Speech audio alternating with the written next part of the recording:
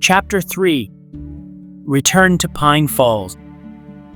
Annabelle, wake up, sis. Defiantly, Annabelle rolled over in her bed, sweat coating her brow. She had finally fallen asleep, after all, and it had taken ages for her to do so, only to be woken up again by Isabelle. Mom says we're leaving in 30 minutes. She then stated. What? Annabelle asked groggily. What time is it? It's 4:30. Isabelle replied. Apparently, the storm has slowed down enough to where we can safely leave, but I don't know, it's coming back. Either need to get out of here quickly. Well? Annabelle was not at all satisfied with this response, as it made little sense to her. Nevertheless, she sat up, feeling frustrated as she felt her slumber had been cut far too short. Following such a long day, she was hoping that she could continue her snooze into the afternoon at least, but it simply wasn't to be. She supposed her mother did warn her this could be the case, but this thought did little to ease her frustrations. Nevertheless, she sat up, wiping sleep from her eyes as she let out a prolonged yawn. What a vacation that was. She then stated, We haven't even been here for 2 days. Yeah, I suppose it just wasn't meant to be. Isabelle stated nonchalantly, leaving Annabelle to think that her sister might have been secretly hoping she'd be going home sooner rather than later. While Annabelle enjoyed the prolonged summers at the cabin, she knew full well that Isabelle had other views. She'd likely have been happier at home, closer to her friends, than cooped up at the secluded lake. What were you saying about the storm just now, sis? Annabelle then questioned, hoping that her sister could elaborate on her previous statement.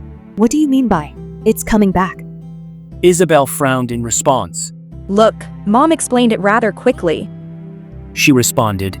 Something having to do with it stalling over Lake Superior. I don't know. But the point is, it's not snowing now, and it will be snowing later, and much more heavily than it was before. Great. Annabelle replied sternly. So much for a sunny day. Annabelle let out another yawn and a stretch before clumsily lumbering out of bed. 30 minutes isn't very much time, so I'd hurry and pack up. Isabelle then informed her as she exited the bedroom to return to her own packing. Annabelle groaned, still fighting drowsiness as she made her way around the bedroom, stuffing her belongings back into her suitcase. This wasn't at all the vacation she had in mind, after all, as she had been hoping for a lot more time lying around at the beach, soaking up the sun. It seemed that Mother Nature had other plans for them that year, though, that is, assuming Mother Nature was to blame at all for this catastrophe. Images of the mists lingered in Annabelle's mind, her thoughts going to just how unnatural they were. Certainly Mother Nature couldn't be linked to them, right? 10 minutes passed of nothing but silence and the ticking of the grandfather clock in the living room, until Annabelle heard the voice of her mother. Judging by her tone, she could tell that she was both irate and flustered, and it didn't take long for Annabelle to deduce why. Come on, Janine, we need to be reasonable here. She stated to her grandmother. If you stay here, you'll only end up getting yourself snowed in, and then what? The storm may have calmed down for now, but it will be returning quickly and more fiercely than before. I don't mind a few flurries of snow. Their grandmother stubbornly counted. I've got enough food in this house to last me weeks. There ain't no way I'm leaving this place behind. But what if the power goes out? Hannah then quizzed. There is a very strong chance that it will. Then it'll be a good thing that my husband left us a generator in the shed. She then replied smugly, as if this would solve all of her problems. His bickering did nothing to help Annabelle's mood, though she couldn't say that it was unexpected of her grandmother to want to stay behind. Her grandfather had built the home with his own 2 hands, after all, and he considered it to be his pride and joy. 5 months it had taken him to do it too, those of which were full of no small amount of sweat and blood, as he carefully carved and crafted each and every log and plank that made up the home. This wasn't, of course, counting all the renovations and adjustments he had made over the years following. His final projects had been the shed at which the old generator now sat, rusting through. A short 20 feet away from that was, of course, the very grave he now lied in, surrounded by trees and accompanied by that of Justin's. It was only natural to not want to leave, especially since there was no indication on when she'd be returning, if at all. It's just to wait out the storm, then you can come back. Hannah tried to reason. Snowstorms do not last forever, you know this. Pop. She then replied. evermore the reason to just wait it out here. I've been through much worse than whatever this little storm can throw at me. Come on, give me your worst. Hannah responded with a groan, realizing that she was fighting a losing battle. A knock on Annabelle's door then signaled her arrival, and Annabelle let her in just as the grumpy form of her grandmother passed through the hallway toward the kitchen. She was carrying the thick book in her hands that Isabelle had described, leaving her to guess that this was her diary. Sounds like Grandma isn't going to leave. Annabelle then said, concern etched upon her face. Don't worry, I'll find a way to convince her. Her mother reassured. Even if we have to drag her out kicking and screaming, we're not going to leave her behind. Especially not after what I saw on the news. Isabelle told me a little about that. Annabelle replied as she tucked her night slippers into the suitcase neatly. So they're saying it's going to be really bad, I assume? That's what it's looking like, but I'll admit that the forecast has me confused. Her mother confessed. But here's what I can tell you from my understanding of it all. Overnight, the storm had made its way northeast to Lake Superior, but it stalled over the lake. From there, well, they say it somehow created a massive cyclone which has since been spitting out smaller but more powerful storms in every which direction. One has already gone north into Canada, and they say another will be coming this way very soon. So, it's a storm that's generating even more storms. Annabelle asked in confirmation. I don't think I've ever heard of such a thing before. This is a new one for me too, trust me. Her mother responded. But essentially, yes, that's about how I understand it. It's looking like it's just going to hover over the lake for a while, but these smaller storms are bringing with it a mass of frigid air which is going to take over the entire region. There is no telling how long they say it will last, but they're guessing that it could last several days or even weeks. Lovely. Annabelle said sarcastically. How long do we have before the smaller storm hits us? About 3 hours, She replied. which is just enough time to get out of here and back to Pine Falls. But if the storm shoots out south, won't Pine Falls be affected as well? Annabelle asked. Yes, She responded. as will Minneapolis and likely the surrounding metro. They say it may even follow 35 south far enough to hit Des Moines. Either way, this storm is going to have a huge impact. For goodness sakes, Hannah, it's snow. Their grandmother then stated from the hallway behind them. Why is everyone so worried about it? It's also June. She reminded her. There shouldn't be any snow at all right now. I guess I best get my stuff to the car then. Annabelle announced, not at all keen on listening to her mother and grandmother bicker about this anymore. I'll meet you two outside. Oh, and Annabelle, if you can help us by making headway on the driveway, I'd be very grateful. Her mother then said. Annabelle grumbled something unintelligible. The last thing she wanted to do was shovel snow, but she supposed she had no choice. Fine. She replied, not masking the annoyance in her tone. Several moments later, Annabelle was outside under the dark night sky, holding a snow shovel in her hands as she hurriedly worked to clear the driveway.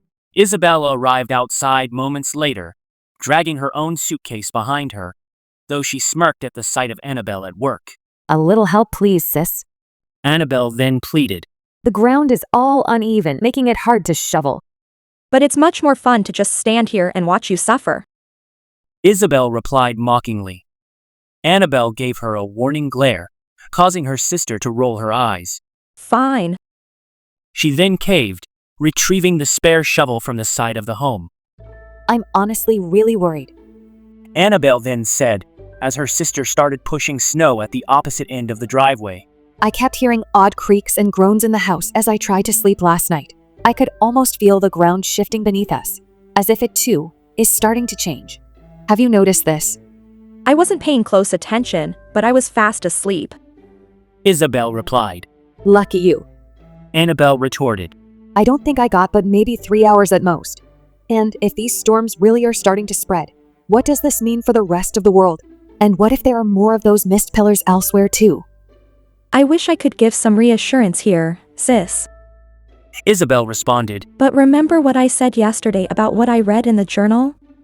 One of Justin's dreams consisted of the mists, but it definitely wasn't here at the lake. He had seen it in a desert somewhere. A desert. Annabelle contemplated. That could be anywhere. Either way, I just don't like the thought of there being more of these mists around. This one is already unpredictable enough. so no telling what more of them will do if they're discovered. Also, we've yet to resolve whether or not we're going to tell others about what we saw, because I feel like we'd know by now if more people had seen the mists yesterday. I think we should hold off for now. Isabelle then said. What's this? Look, if we tell others, they're just going to continue to think we're crazy. She responded. Like I said, who is going to take two teenage girls seriously? If I were a cop, and I'd received a call about some weird mist rising up from the ground, I'd probably think it's nothing more than a prank call. I suppose you're probably right.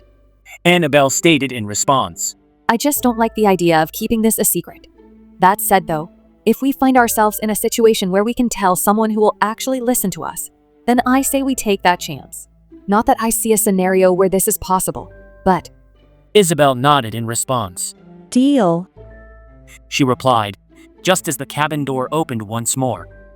Thankfully, their grandmother appeared to be cooperative at this point, making it clear that Hannah did succeed in convincing her to go along back to Pine Falls, though she did not appear pleased. Grumpily, she climbed into the van, but their mother simply looked smug. All right, girls, that'll have to do. She said, looking over the driveway at their handiwork. We need to get a move on. Like I said, this calmness won't last long. But, at that moment, something appeared to have caught Hannah's attention, for she was looking out beyond the trees across the road. What is it? Annabelle then asked, noticing the curious expression on her face. I think I see. She started, but her words trailed off. Mom? Isabelle asked, having caught notice of this too. But Annabelle shifted her attention immediately to the forest, and it didn't take but a moment for her to catch sight of the thing that held her mother's gaze. A faint, flickering glow was seen hidden away between the pines, but it didn't linger for more than a few seconds before it dissipated, extinguished suddenly like a candle in the winds. It's nothing. She then said, turning back toward the van, though it was clear that she was frightened by what had just occurred. Let's just get out of here. And so, they did, leaving the summer cabin behind begrudgingly as they started what would be a long and risky trip home. Thankfully, Hannah's expertise in driving in Minnesota weather served them well, as she was able to navigate the snow-coated roads with ease, though it was still a white-knuckle drive under the cover of the moonlight. For several slow miles, they traversed down the roads and through the forest, nearly getting stuck a few times as the roads proved to be uneven and jagged. Annabelle tried her best to keep her eyes peeled for any oddities like what she had found the day before, but aside from a few blue glowing mushrooms, she wasn't able to distinguish anything abnormal.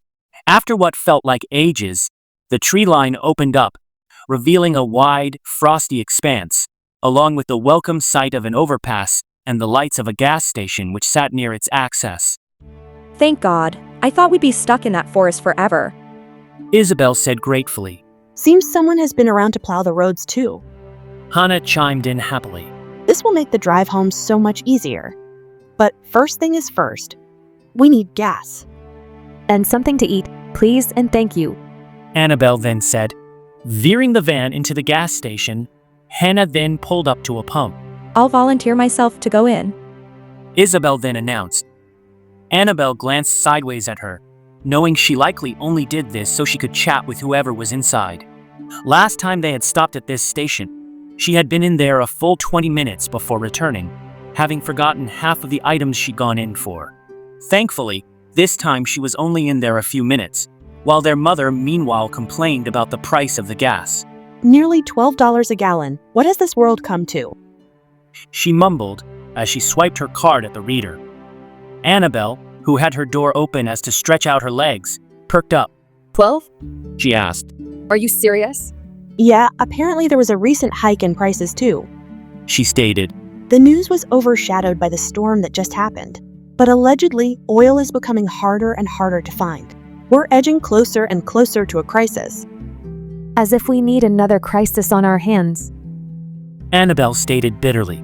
I think we have enough to deal with already with this storm. Crisis? Their grandmother then perked up. Oh, my dears, you haven't seen a crisis. Oh no. Annabelle then said. It was June 1987. We were sitting at the lake. Several minutes later, gassed up and loaded on gas station snacks, they were off again to steadily close the distance between themselves and Pine Falls. This trip would normally be completed in around 2 hours, but the delays at the start of the journey caused it to nearly take 3. Needless to say, it was a huge relief when the mile marker for the town ebbed closer to the single digits, and even more so when her mother finally took the exit off of I-35, entering into the city. This relief was short-lived, however, as they found the road was congested. It would seem that news had hit the town that a major snowstorm was on the move in their direction, as people were starting to evacuate. Great. Isabelle moaned. Just what we need. Another delay. Wonderful. What a bunch of cowards. Their grandmother stated with a laugh. Can't handle a little snow, can they? You've got to remember, most of these folk came from out of town. Hannah reminded her. Pine Falls only recently got onto the map as a tourist spot thanks to the discovery of Thistle Falls. Ah yes, Thistle Falls. Annabelle said, picturing in her mind the hidden waterfall which trickled out into the lake. During the wintertime, this waterfall would completely freeze, creating a beautiful spectacle which would attract sightseers from near and far. They'd crowd the nearby resort, taking trips out there to experience the sight for themselves. Over time, though, this attraction led to many people moving into the town itself, falling in love with its distinctive charm. Before long, Pine Falls wasn't so little anymore. All of this because of a little bit of ice. Annabelle mused. People are amused easily, what can I say? Their mother responded. But ever since they built that bridge over the river, I've felt like they've been trying too hard to make an impression. They've even modeled it after the Stone Arch Bridge in Minneapolis. What a mockery. Yeah, I agree. If you're going to build up a small town, at least make it unique. Annabelle said. But I suppose if they want the town to be a tourist trap, then they're on the right path for it. Still, I wouldn't ever complain. There are certainly worse places we could be living, and I can definitely see why people are flocking here in droves. This town has its charm. Yeah, it's nice, I guess. Isabelle then chimed in. But still. If I were a Vegas jackpot winner, I definitely wouldn't choose this place above all others to come live. It's baffling that anyone would, really. Agreed. Annabelle replied, knowing exactly who Isabelle was referring to with this remark, as both of them had close friends in that very family she referred to. The Baileys, who both Megan and Melanie were a part of, had experienced a sudden upturn in luck on one fateful day, when their uncle had made a rather ambitious but risky bet. At a time when he was down on his luck, he had put everything he owned on the line in hopes that he could somehow pull through and win big. While this move wasn't by far the wisest, the gods of luck smiled upon him that day, and he ended up winning a huge sum of money, in addition to being able to keep the boons which he had offered. As a result, he did well for his family, buying a massive plot of land in Pine Falls and building several houses upon it. Since then, he has seemingly been more wise with his choices, as he made many investments which had worked in his favor, including one that helped with the creation of the resort, which contributed to putting Pine Falls on the map. He even made major contributions toward the bridge which spanned the river between the falls and Thistle Lake. Thistle Lake itself was the lake that sat at the center of Pine Falls. It was a running joke between locals that you could fit an entire town just inside of the lake. But the engineers and city planners simply chose to be boring and build around the lake instead. But many of the more prominent features in the town, including the Bailey residence, the shopping districts, and several of the city's parks, were situated at the lake's edge, with many docks and ramps extending into the lake itself. Suburbs and businesses were then built outward from Main Road that looped around the lake, creating an easy and efficient way to get around the town. That's, of course, if not everyone was trying to leave in droves, like they were on that particular day. And because the road was the main source of travel around town, it tended to become quite congested at the worst of times. Will this traffic ever end? Isabelle then asked, for they had been bumper to bumper for several long minutes by this point. I'm just ready to be out of this car. Yeah, same here. Annabelle said. Come on, you two are sounding like a couple of children. Their mother scolded. We're halfway down the bend already. We'll be home soon. Still 17 minutes, according to the GPS. Annabelle groaned. Their mother merely sighed in response. There was only so much she could do, after all. By the time the family arrived home, it was nearing 8 o'clock already. just 1 hour before the new storm was supposed to hit the city. Just like the day before, the outside appeared to be calm and peaceful.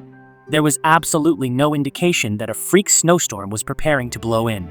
Yet, a quick glimpse at the news painted a picture as grim and cold as the one they had just left behind. The storm was indeed on its way, blowing in with such ferocity it would plunge the temperatures into a polar state and freeze the entire city within an hour. It would certainly be one for the history books, or so it was predicted. Apparently, this spectacle was so huge, it had made worldwide media, as several reporters were already positioned around the city and around Minneapolis, waiting for the very moment the storm would arrive. This had in fact contributed to the traffic the Sommer family had encountered on the way in. Many onlookers took the chance to sit outside and wait too, as if preparing for a 4th of July fireworks display. Annabelle, meanwhile, opted to use the remaining hour to soak up as much sun as she could, for there was little indication when she might be able to do so again. So, as the clock ticked down to the inevitable great freeze, Annabelle lied in the grass of the backyard, wishing this time would never end. This wish was for naught, however, as before long, the looming clouds were overshadowing the young girl, and a stiff chill was felt in the air. As the first flurries made their way into the backyard, Annabelle realized her time was officially up. She took one long last look at the green yard and proceeded to return to the warmth of the inside. The fireplace, which sat in the corner of the tall-ceilinged living room, was already roaring ablaze, and Isabelle was watching a show on TV, trying her best to ignore the snow entirely. Meanwhile, loud cheering was heard from down Marble Ave, which their home resided on, and across the whole of Pine Falls.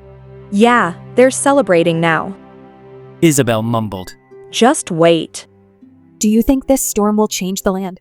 Like what happened back at the cabin? Annabelle then questioned. Isabelle turned to face her sister. I suppose I didn't think about that. She said. But let's hope not. Yeah, that could be devastating if it did. She responded. It would probably cause a mass panic, at the very least. And then, who knows what? Just so long as that weird creature you saw didn't follow us back here. She then murmured. Right. Annabelle then said. That reminds me, I should give Meg a call. She needs to know about what I saw. I'm really hoping that she can shed some light on the situation. Isabelle merely grumbled at this, though she didn't protest like Annabelle had expected her to. At least she's making some effort to refrain from teasing, Annabelle thought. Girls, I think we'll do pizza for lunch. Her mother then announced, entering the living room. Since we weren't exactly planning on being home this soon, we don't exactly have food in the house. And with media and traffic being the way it is out there, I don't think it's a good idea to go to the store just yet. I'll never complain about pizza, so long as it isn't mushrooms. Annabelle replied. Thought you'd say that. She then said. It's still too early to have it delivered now, but I'll try and put in for the earliest convenience. Best to beat the crowds if we can help it. I might have Meg over too, if that's all right. Annabelle then announced. No problem, I'll just order us one extra. Her mother replied. Annabelle smiled in response, just as her stomach gave a growl. Those gas station peanuts only went so far after all. It'll be a wonder if we can even get a guy to deliver us a pizza. Isabelle then said pessimistically. Knowing our luck, all the drivers probably fled the city too. Yeah, I suppose that's a fair point. Annabelle stated. But anyway, I'm going to see what Meg has to say about all this. I'll keep you updated, all right? Sure. Isabelle replied, leaving the conversation there. Annabelle then retreated up the stairs and into her bedroom, crashing down upon her bed immediately upon opening the door. Sure, her bedroom at her grandmother's cabin was cozy, but nothing quite matched the likes of her own mattress, a comfortable pillow top that was covered in several thick blankets. She knew well that, no matter how cold it got that night, she'd be sleeping well, and she was ready for it. But Annabelle couldn't rest now, for she had business to attend to. She reached for her phone and immediately dialed Megan's contact, hoping she'd be awake at this hour. 3 rings later, she answered with a weak and lofty, Hello? Hey Megan, I know it's early, Annabelle said. but I was hoping I could chat with you about something. Megan let out a yawn, having clearly just woken up. Sure thing, Anna. What's on your mind? Annabelle paused for several seconds thereafter. This would be the first time she'd be relaying this information to anyone outside her family, after all. And despite knowing that Megan was the least likely to be turned away from anything strange or out of the ordinary, she still hesitated to tell her. Well, we're back home now, and we saw something strange at the cabin over the weekend. Annabelle started. And then she explained everything, starting from the mists, going into detail about the storm, explaining her sister's recounting of her events, and finally the notes on all the changes which had been found just outside the cabin. When Annabelle got to the part about the creature, Megan asked several questions, as she had expected she would. Megan was very interested in anything having to do with folklore, after all, especially Fae. So this was certainly where she'd be the most help, if anywhere. What did the creature's face look like? Was among many of the questions. How tall was it? Did she have a human form in addition to a Fae form? Did she appear to be mimicking anyone that you knew? Did she appear to be hostile? Question after question Megan asked, and Annabelle answered them all to the best of her ability, though most of them were out of the scope of her answering, considering she had only seen the creature for a few seconds. By the time her round of questioning was complete, Megan paused for several moments. This is quite interesting, I must say. Megan then said, Especially since I'm not sure I have a concrete answer for you, Anna. Well, what? Annabelle was confused. She figured that Megan, of all people, would be able to give her a more definitive meaning to what she had seen. Don't freak out yet, because I do actually have a couple of theories. Honestly, I didn't expect I'd be putting this knowledge to use so quickly, as I've only just heard about them myself. Heard about who? Annabelle asked. I think it's better I show you. Megan then responded. If you'd like, I can be over in 20 minutes. I have a book I recently checked out of the local library which might shed some more light on what is going through my mind right now. All right. Annabelle stated, quite expecting Megan to want to come over, as she was well aware that her friend normally liked to discuss such things in person, where she could back up any and all of her claims with visuals rather than simply telling her over the phone. This was one of the many reasons why Annabelle appreciated Megan so much, as her dedication to the Fae and folklore was quite impressive at times, especially at this point where it actually could hold some relevancy. I'll see you soon, girl. She then stated, Don't get yourself kidnapped by that creature in the meantime. If you get kidnapped, I'd like you to at least have some kind of idea as to what she could be. Thanks. Annabelle stated with a laugh, though part of her thought that Megan may actually have been half serious. Nevertheless, she hung up the phone, then lied down upon her back, facing the ceiling. Meanwhile, the sounds of kids playing echoed from the outside, as people were making full use of the sudden summer snow day. Had it been the case where Annabelle hadn't seen the mist and known where the storm had originated, she might have actually been keen on joining them, but this wasn't her priority at the moment. Instead, she had many unanswered questions that she wished to get to the bottom of. Annabelle had only been lying down for what felt like 10 minutes when there was a knock on her door. Come in. She said, not facing the newcomer as she stepped inside. Hey, girl. Megan then said cheerfully, though drowsily. It was clear that she had only just awoken, though she seemed to find Annabelle's recounting of her events to be of high priority. Annabelle sat up to face her friend, who was dressed still in a cozy pair of pajamas, though this might have simply been to keep warm, rather than being a result of not wanting to put on actual clothes. Megan then took a seat at Annabelle's desk chair, located across from her bed, looking around the room absent-mindedly. She had brought her familiar pink and blue backpack, which was sitting on her lap, and she had that iconic blank expression upon her face, which had been cause for so much ridicule. You know, I quite like the lights that you have hung up around your room, she said, pointing to the strings of yellow lights which were positioned at the ceiling. Annabelle let out a weak smile at this, as she knew this was just one of Megan's awkward quirks. It's not as if this was the first time she saw the lights, after all, as Megan had been quite familiar with the layout of Annabelle's bedroom. She had string lights which surrounded the square space on the ceiling. Her bed was positioned in the corner at the wall adjacent to the door, and across from the bed was a little nook near the closet where her desk sat. Some empty space sat between the bed and the opposite window, the floor of which being covered by a white, puffy rug, and a small lamp table sat aside the bed.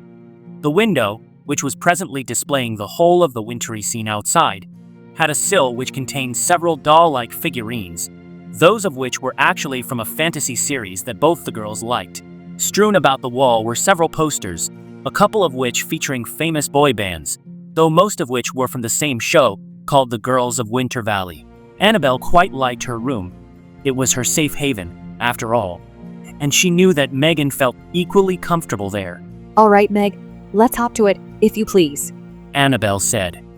Megan, as if just remembering why she was there, snapped to attention, opening up her bag to reveal a medium-sized book. She pulled it out and placed it at the foot of Annabelle's bed. It was titled, The Obscure and the Strange Tales and Legends from Forgotten Folklore. This book here She started. might actually house what information we are looking for. You see, when it comes to folklore, most think of Celtic, Scottish, or Western European folklore. While still not mainstream, these are the types that are most well known and studied, as they have a history which is clearly routed and dated back, as well as a culture associated with them.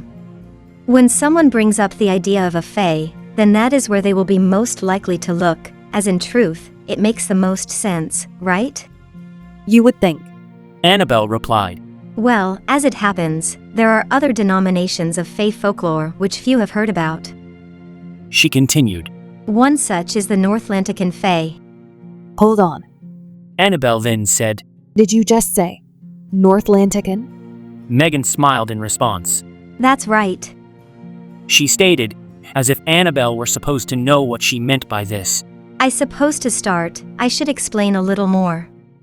As legend says, around the time that Atlantis was said to have existed, which, as I'm sure you know, was shortly after the end of the caveman era, there was another, lesser-known place that later became known as Northlantica. This place was said to be a large island, located off the coasts of modern-day Maine and Newfoundland, and it was said to contain a gathering of people who were supposedly very well advanced for their era. While the rest of the world was still trying to figure out what to do with fire, the Northlanticans were already building elaborate cities, establishing governments, and learning the basics on writing and reading.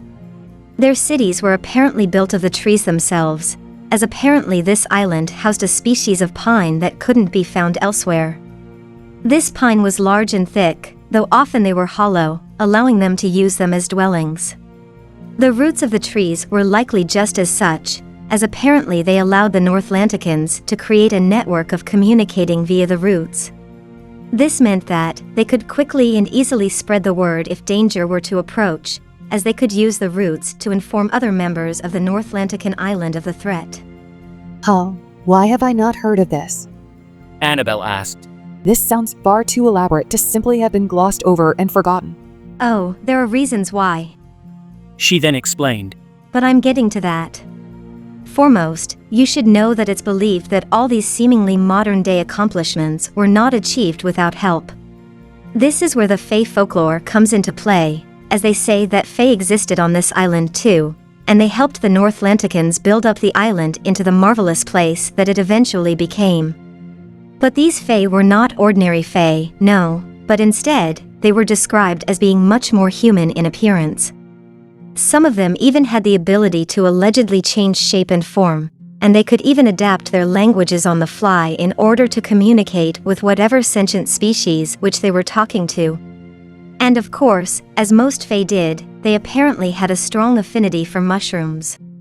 But, here is where the validity of the claims for Northlantica come into question. Megan said, reaching for her book and opening it. I'd like you to take a look at these pictures, which were evidently found in the only tome that was said to be recovered from Northlantica. Once you're done, tell me what you find wrong with them. All right. Annabelle stated, looking at the photos. They were depictions of fae, the likes of which including satyr, centaurs, fairies, sprites, and even demons. The images were surprisingly well detailed and colored, and the creatures appeared to be not unlike what one might find out of a fantasy novel or the like. I'm afraid I see nothing wrong with them. Annabelle said. They appear to be very well detailed and colored, and the art does seem to be quite impressive. Plus, the creatures are very recognizable. Which is exactly what the problem is. Megan stated. These are modernized, fantasy-based depictions of Fae. If you were to open books about Scottish or Celtic folklore, this is a far cry from the type of imagery you'd find. Couple this observation with the fact that Northlantica only came to light about 30 or so years ago now, you have something that can clearly be written off as pure fiction. I see. Annabelle replied. Well, I can certainly understand why this is considered to be obscure.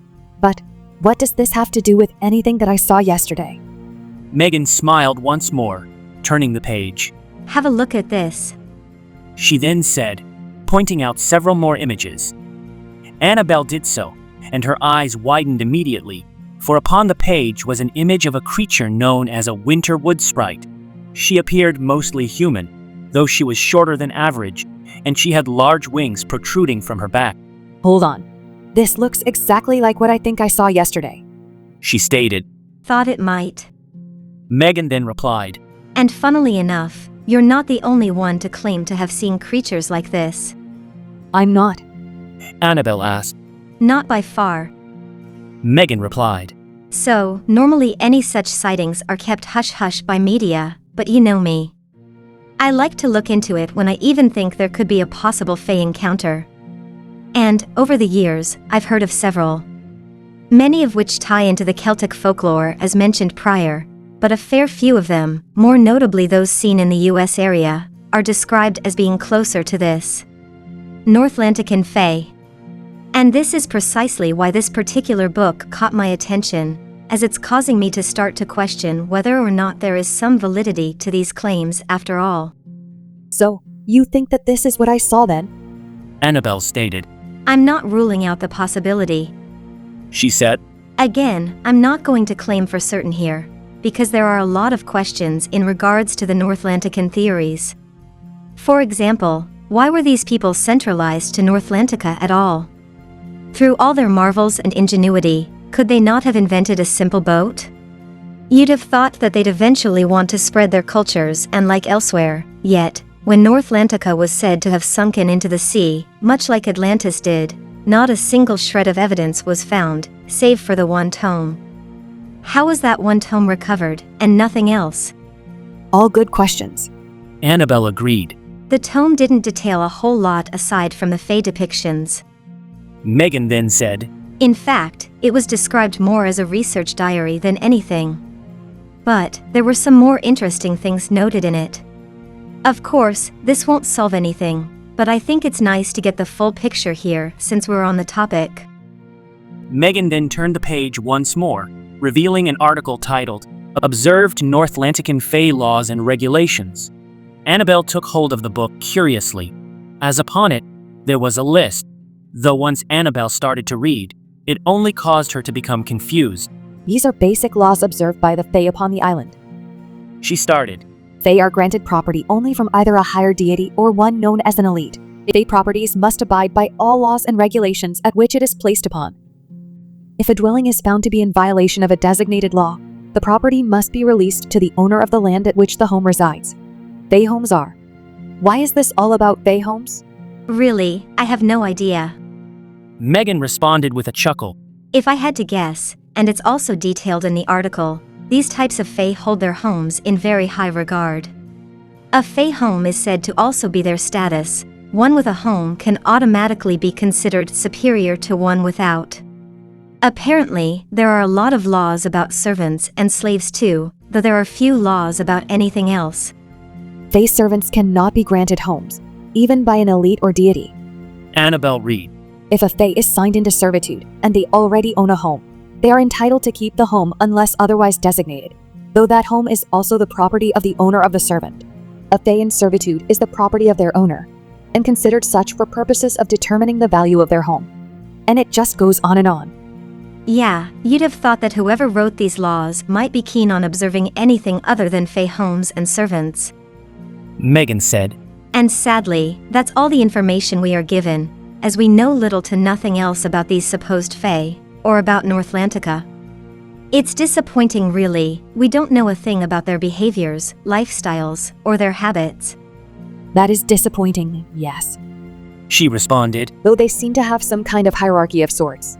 That they do. Megan replied airily. Either way, I thought that you might find this all interesting, as it's the best guess I have in regards to the information you have given me. I just hate that the best match here doesn't even involve folklore that's able to be traced or even researched further. In fact, this is the only book I've found about Northlantica, and I have looked. I suppose I'll continue to look to see if there is anything else out there on the subject. That would be appreciated. Annabelle said. Though I can't help but wonder if it's just a coincidence. If this really is the only information we have. I suppose it's likely, but remember that I noted others have said to have spotted the Northlantican Fae. She stated.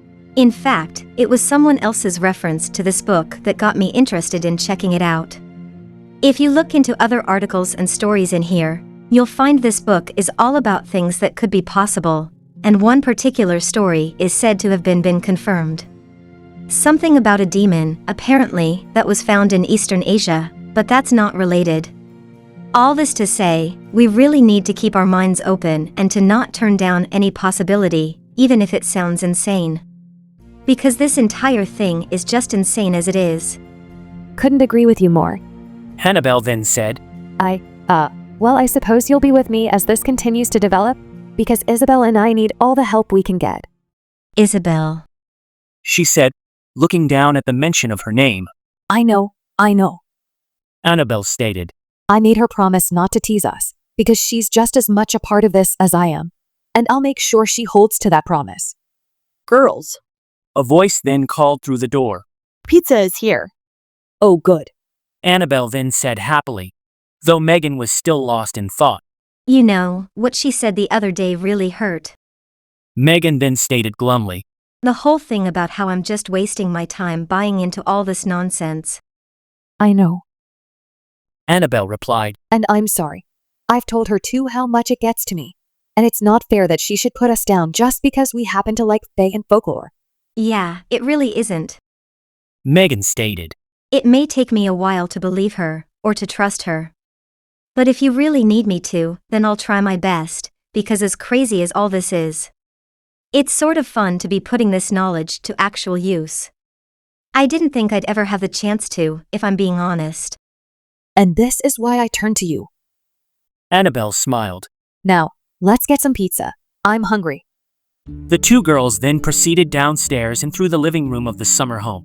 Unlike the cabin, which was fairly small in size, if cozy, the summer home was spacious and open. An archway led from the living room into the dining room, which then branched off into the open kitchen, where Isabelle, Hannah, and Janine currently stood around the countertop island, filling their plates with food. Mushrooms? Isabelle questioned, as it seemed that one of the three pizzas was indeed mushroom. Who in their right mind would order this garbage? Hannah sighed in response. Seems they messed up the order. She said, Typical. I'll call them and get a refund. Or better yet, hopefully they can just send out another pizza. Please do. Nobody is going to eat this. Isabelle stated. She then took her plate and turned toward the dining room, but not without glaring in Megan's direction on the way over. Annabelle gave her sister a warning look in response. The last thing she wanted was for her to cause any trouble. Let's just get our food and go upstairs. Annabelle stated to Megan, as it was clear that she was uncomfortable. The two of them did just this, as they loaded their plates with pepperoni pizza and returned back upstairs into Annabelle's room. The two of them then proceeded to go over the various theories and ideas they had so far regarding the mists and the strange fae creature, Annabelle making it a point to type out everything into her laptop.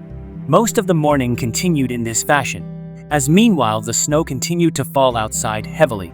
This storm was quite normal in comparison to the one they had experienced at the cabin, but Annabelle noted that she'd continue to monitor it in case any abnormalities occurred. As the morning transitioned into mid-afternoon, Megan returned home, announcing that she wanted to try her best to research more into the matter, and that she'd keep Annabelle informed of anything she'd find. Annabelle continued to use this time to jot down all of her thoughts. She figured that her grandmother was onto something with her diary idea, as it was a well-proven method for both coping with traumatic events and keeping records of ideas and memories. While she had never attempted to keep a diary before, she figured now wouldn't be too bad of a time to start. Now that the snowstorm has arrived in Minneapolis, let's go over what this means for the following week within this area. The weatherman said an hour later, as Annabelle sat near her window, watching the snow. Temperatures continue to plummet all across the region, and the storm continues to head southbound toward Iowa. Locally, the weather remains a crisp 16 degrees, but that may drop further as we head into the late evening and overnight. We predict a low in the single digits, with highs barely scraping the 20s all across the week. It seems this storm is going to stick around a while, as we still have no indication that warmer weather will arrive as we delve further into next weekend. Continuing to monitor, and we'll keep you informed of any and all developments. As Annabelle's eyes began to droop and gloss while staring outward at the flakes of falling snow, something from across the road made her immediately jolt upwards and alert. In her tired state, she might have just imagined seeing the silhouette of the mysterious fey creature standing in the alleyway between two homes. She blinked several times, then squinted, gently tilting her head forward to get a closer look. Surely, it couldn't be real. She hoped her eyes were just playing tricks on her. But sure enough, as her eyes focused, she could clearly see the creature's form, though her wings didn't appear to be present upon her back. Despite only having the briefest of glances the day prior, she knew immediately that this was the Fae, as she was much shorter than anyone else her age normally would be, and she had the very same figure which she swore she saw prior. For a moment, Annabelle was certain that their eyes had locked, as it was clear that the creature was staring directly at her. Did she notice Annabelle had seen her too? She didn't appear to have, as she didn't make any sudden movements to leave. But what could she be up to? And why was she following her? Annabelle's senses were on high alert as the two of them stared at one another. And for a moment, Annabelle contemplated whether or not the creature had intended this. Perhaps, for some reason, she wanted to be seen and recognized. But if that were the case, why had she run off the day before? Did she fear Annabelle for some reason? If only she could ask her, then perhaps she could get a clear answer. But then, the thought struck her. What was stopping her from asking? If the creature wanted to be seen, then perhaps she wanted Annabelle to talk to her. Sure, the idea was crazy, but in truth, it wasn't any more crazy than the mist she had seen the day before. And if Megan's book proved accurate, she should be able to communicate with the creature, assuming she were a Northlantican Fae as she suspected. For several moments, she mulled over the idea of trying to confront the creature, hoping that perhaps she should try and communicate and make contact. But then a horrifying thought hit her. Many Fae were known for kidnapping their victims and trying to drag them underground. What if this were some elaborate scheme to do just that? Annabelle wasn't sure for how long that she sat there, staring out the window, but at some point she found that she was breathing heavily, as panic had apparently overtook her. She didn't realize just how much the sight of the creature had affected her until that moment, as it cemented the fact that everything she had been experiencing up until that moment was very much real, and that this wasn't some kind of crazy dream. Breathe, Annie. Breathe. She said, peeling her eyes away from the window carefully. In truth, she didn't want to look away from the creature, fearing she may run off. But she also couldn't stare at her forever either. She had to either make a move, or risk having this opportunity slip by. With a deep and steady breath, Annabelle stood from her chair slowly, trying to remain natural and calm. Out of the corner of her eye, she could still see the creature faintly, leading her to believe that she either hadn't noticed that Annabelle had seen her yet, or that her guess was true in the sense that the creature wanted her to confront her. Whatever the case, Annabelle knew that she had to make her next move carefully and deliberately, for there would be no telling what the outcome might be if she somehow messed this up. She recalled that there were no notes on the behavior of these creatures, so there was no telling what reaction the Fae might have to her presence. Silently, Annabelle walked to her closet which sat by her desk. She quickly sifted through her array of hanging clothing and located her white hoodie, slipping it on quickly. She then found a pair of snow boots and slipped them on too before slowly making her way from the room. The sound of the weather broadcast on her TV was the only noise remaining in the bedroom as she made her way into the hallway and down the stairs.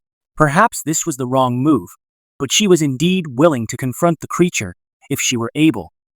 Sis, where are you going? Isabelle asked from her position on the sofa. As per usual, she had her nose buried in her phone, and she was only half paying attention to her surroundings. Just for a little walk. Annabelle replied, but Isabelle looked at her in response. Really? Is that so? She asked, immediately pointing out the obvious lie. Look, I'll tell you when I get back. Annabelle then said in a whisper, trying to indicate that what she was doing was urgent. Isabelle merely shrugged in response, seemingly detached from reality. As she returned to her phone, Annabelle slipped outside the door, but her face fell immediately upon realizing that the creature was no longer there. A set of footprints, however, was seen running back through the snow and into the alleyway. Lovely. Annabelle said, as she had actually been hoping that she'd be able to speak with the Fae. Perhaps, at very least, she'd be able to see where she had gone. Swiftly, Annabelle crossed the road, trying her best to ignore the frigid breezes as they blew into her face and hair. Even with her hood up, the wind was icy and unforgiving, as the gusts constantly spat flakes of snow into her face and eyes.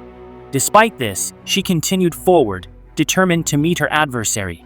For this could very well mean answers for her and the whole of this situation, even if there was no certainty whether or not the Fae and the Mists were linked together in any way. At very least, she could gain closure on the matter. Anything left unsolved would just gnaw at her, and she knew this well. She wouldn't be satisfied until she had answers. Following the footprints led back between the two homes and into a large ditch that ran parallel to Marble Ave. Across from the ditch was a line of pine trees, those of which Annabelle knew continued for quite some time before they opened up into a park near the road which looped around the lake. For a moment, Annabelle was confused, as the footprints seemed to cease at the incline that led into the ditch, but then they continued on the other side toward the trees. How could this be possible, she wondered, but she didn't have to think on this for long, for her recollection of the creature's image in her mind saved her. Wings, that was the answer. If she was indeed a Fae, she could simply fly across the ditch, not having to worry about slipping into its icy depths. Unfortunately for Annabelle, such a luxury was not one she had, so it seemed that she had no choice but to traverse the steep incline that led into the ditch itself.